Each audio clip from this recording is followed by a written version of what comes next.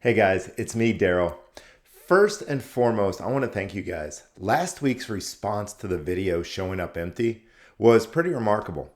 I always love interacting with you guys. These videos are great, but I would much rather have a conversation.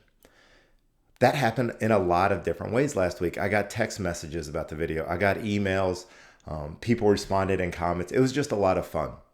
So much so that I wanted to share some of what came out of those interactions by doing a follow-up video to this idea of showing up empty. So I didn't plan this, it wasn't expected, but some of the stuff that came through helped me think about this in a deeper way, helped me see it from a few different angles, and I want to share that with you, hoping that it might do the same thing for you. If this is the first time you're seeing a video, if you didn't watch last week, start there. First and foremost, start there. Secondly, my name is Daryl Sweeney. I am a business coach who works with high performers on all things business, life, and leadership. And with my clients, we have conversations like this to take step forwards, to create goals, to reach new heights, and do all kinds of things. So whatever my clients are trying to create, we get to do that in a coaching space. So last week I talked about this idea of showing up empty. I mentioned the idea that I show up so overstuffed that I will pack agendas and come in with all these activities and all these ideas. And how at the retreat, my coach Ankush showed up and really let the attendees guide the experience. Let our topics, let the things that were challenges that we were trying to overcome or things we were working through really guide the experience. And I put out that video. So again, if you haven't watched it, go check it out from last week. You can find it here, or you can go to my website, darylsweeney.com. Some of the feedback I got. So I'll start with Ashley.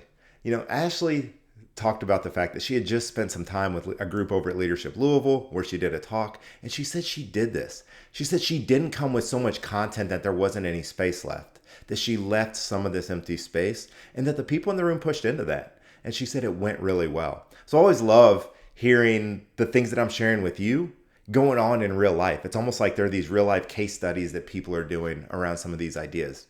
And I love that Ashley was able to, for lack of a better word, validate some of the stuff we were talking about last week. Then there was Scott. Now, Scott's a coach, and he talked about the fact that his last boss would overstuff his retreats and meetings to the point where they couldn't focus on important things. And I had never thought about it from an attendee standpoint. I never thought about this from the idea that when we overstuff, when we jam the agenda, when we're always jumping from thing to thing to thing because we're trying to provide so much value, it can actually be a distraction to the people we're trying to serve. It can take away from what we're trying to accomplish rather than contribute to it. So Scott, thanks for sending that in. Christina took this in a whole new direction that I love. You all see the photos behind me. You know my family is incredibly important to me. Here's what Christina said.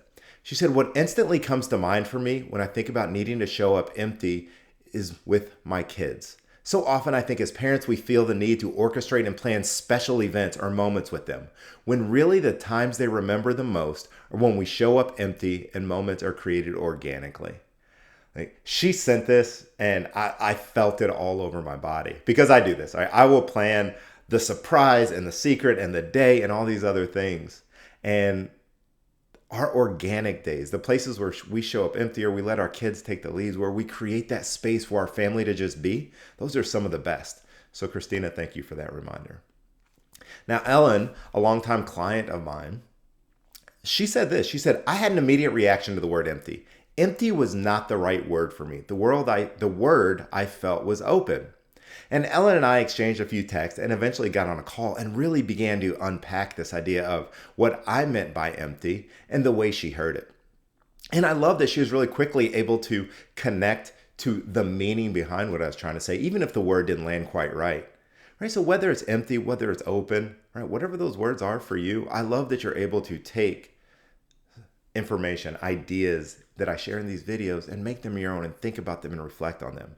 And Ellen and I had some very deep conversations. We have a coaching call later this week, and I'm really excited to connect with her. Now, the last one I want to share with you is, again, from Ashley. So we'll end where we started. And Ashley talked about a distinction. And for people that talk to me or spend some time with me, you know that I love the nuance. I love the distinctions. Right? I love sharing big ideas, but I believe the gold, once we get out from being introduced to a big idea for the first time, is what is the nuance? What are the distinctions within those big ideas? And she brought up some of that nuance in her message. She said, "I think it's also worth discussing showing up empty And trusting yourself is different than showing up unprepared and wasting people's time. And Ashley, I couldn't agree with this more, so thank you for that comment.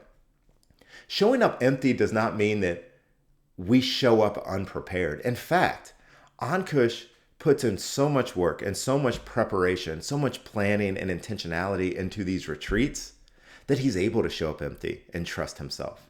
It is not from a lack of preparation. In fact, it's the other side.